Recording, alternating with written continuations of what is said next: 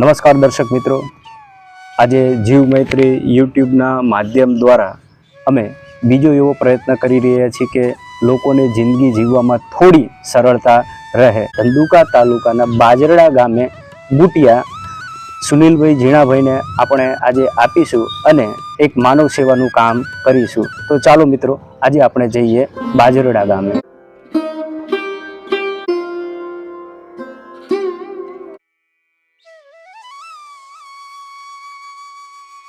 દરેક દિવસની જે રાશનની કીટ છે તે આપણા સ્વયં હસ્તે આપીએ છીએ અને એમને જિંદગી જીવવામાં થોડી સરળતા રહે એવો એક નાનકડો એવો પ્રયાસ કરીએ છીએ।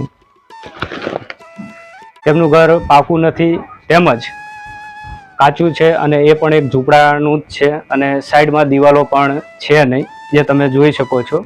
અને ઘરની સ્થિતિ એટલી ખરાબ છે અને એનું કારણ છે વારંવાર દવાખાનું